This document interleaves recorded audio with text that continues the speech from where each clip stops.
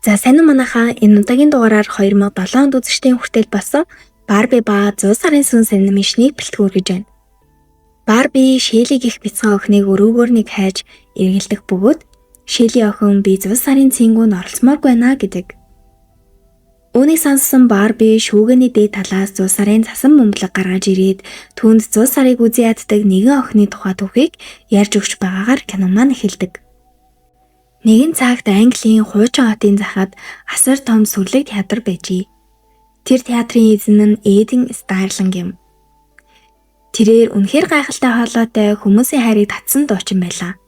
Гэвч үнэндээ тэрээр тайзан дээр байгаа шигээ хөөрхөн, сайхан ааштай нэгэн биш бөгөөд үргэлж уурлаж бухимддаг, бусдыг дорд үзэж 100 сарыг үзий яддаг нэгэн байж таардаг. Түүний бодлоор 100 сар бол сул дорой хүмүүсийн зохиосон ашиггүй дэми баяр. Тиймээс 100 сарын өмнөх өдрүүдэд театрынхаа бүх ажилчдыг гэр бүлтэйгээ цагийг өнгөрөх боломж өгүүлгүй, өдөр шөнөгүй ажиллана.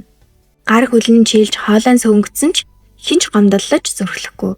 Учир нь Эден хэнийг ч өрөвддөггүй, нэг л алдаа гаргавал шууд халж чадхаар хүйтэн сэтгэл нэг юм. Театрт нь ажилладаг Кэтрин гэдэг залуу хүн бүсгүй л Эдений хүйтэн сэтгэлийг багч гисэн зөвлөлгийг оролддог нэгэн байв. Кэтрин бол ээлдэг, даруу, бусдыг боддог, түүний хар багын найз юм л да. Тэрээр Эденийг зүгээр л муу хүн биш, харин гүн шарахтай ганцаардсан хүн гэж хардаг байв. Нэгэн өдөр Эден ажилтайгаа 100 сарын баяраар амраахгүй тухай муу мэдээг хэлэхэд бүгд түүнээс 100 сарын баярыг гэр бүлтэйгээ хамт тэмдэглэх боломж олгоно штэ гэж гуйхад хэрвээ та нар 100 сарын баяраар гэр бүл рүүгээ явах юм бол энд дахин хизэж буй ирээрэй гэж хэлээд яваад өгнө.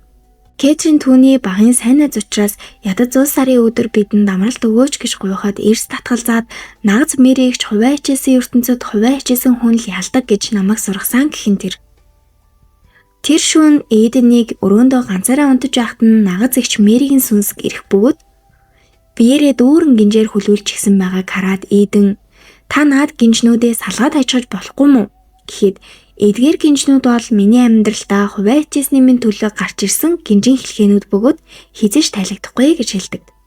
Тэгээд би чамааг хувиа хичээсэн нэгэн болгож өсгсөн нь буруу байсан байна. Өнөө шөнө би чиний амьдралыг өөрчлөхөөр 3 сүнсийг явуулнаа.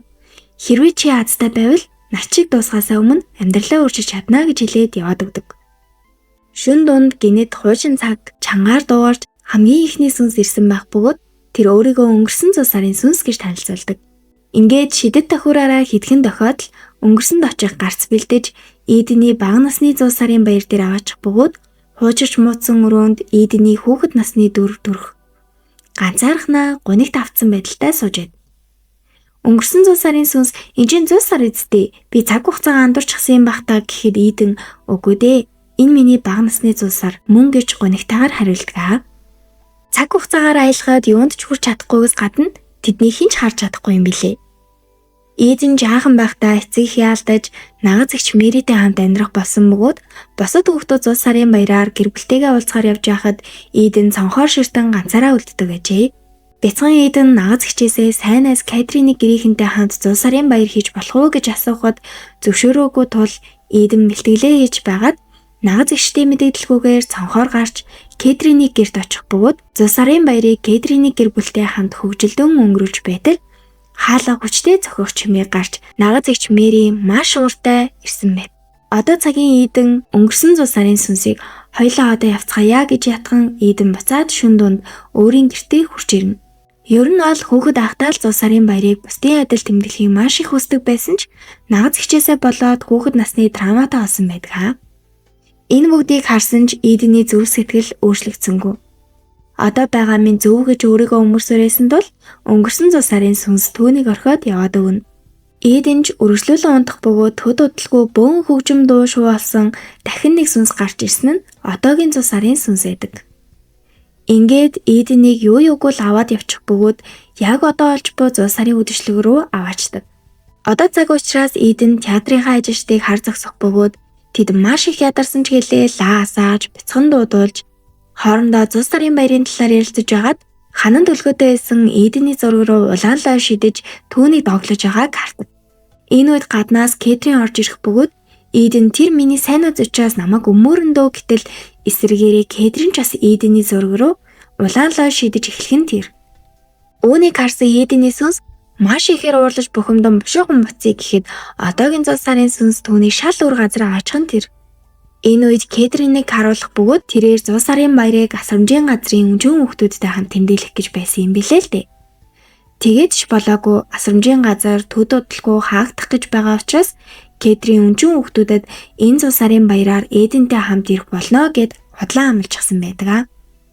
Энэ үед Лидэн анх удаа өөрийн ааш зандаа эргэлзэж буруу зүйл хийж байгаагаа ухаарч эхэлж байлаа. Гэвч цаана багахан хэмжээний бардам зан нь цохолцаар л байдаг. Үзэгдэж солигдож хамгийн аимшигтай аялал болох 3 дахь сүнс буюу ирээдүйн зул сарын сүнс гэрт нэржээ. Тэрээр хар нөмрөхтэй бараг дуурахгүй бөгөөд чиний ирээдүй тийм сайхан байхгүй л олов гэж хэлээд ирээдүй рүү аваад явдаг. Зандаа явж байхад нь олон нүхнүүд харагдах бөгөөд одоогийн Эден ямар сонголт хийхээс шалтгаалan чамаг өөр зүг рүү чиглүүлдэг. Харин одоо бидний очих ирээдүй бол чиний одоогийн байдлаар сонгож болзошгүй ирээдүй чинь юм шүү гэдэг. Ингээд Эден хуучирч муудсан хулган гүйсэн байшинд нойрхон хувцастай өөрийгөө харах бөгөөд харин Кэтрин эсрэгээрээ Европын хамгийн алдартай загвар зохион бүтээгч болсон байхаас гадна яг л Эден шиг аашилж доод ажилчдтайгаа хүнлэг бус харилцаж зул сарын баярыг үзий яддаг нэгэн болсон байдаг. Эден зул сарын баярын өдөр ажилчдыгаа хоцорж ирсэн гэдэг шалтгаанаар бүгдийг нь ажлаас нь халсан бөгөөд Кэтрин өөр хотод очиж 1 жил гарan ажиллаад байнга очдог байсан асрамжийн газар дээрээ иртэл аль хэдийн өв талгаа хааж тэнд байсан хүүхдүүд хайцсан мэдэгдэхгүй алга болсон юм билээ. Энэ бүгдээс хойш Кэтрин сайхан сэтгэлээр амьдрал хизээч амжилттай байж чадахгүй юм байна гэж бодоод зул сарын баярыг Эдений нэгэн адил үзий яддаг нэгэн болж хувирсан байдаг.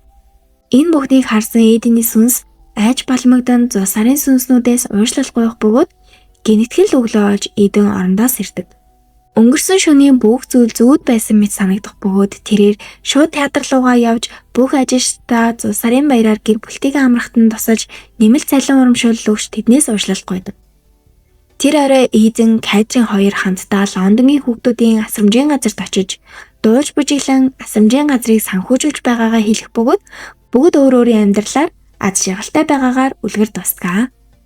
Ингээд Барби Шэли охинд цасан бөмбөлгийг бэлгэлж хүн хичнээн хүйтэн зүрх сэтгэлтэй байсан ч өөрчлөгдөж чаддаг.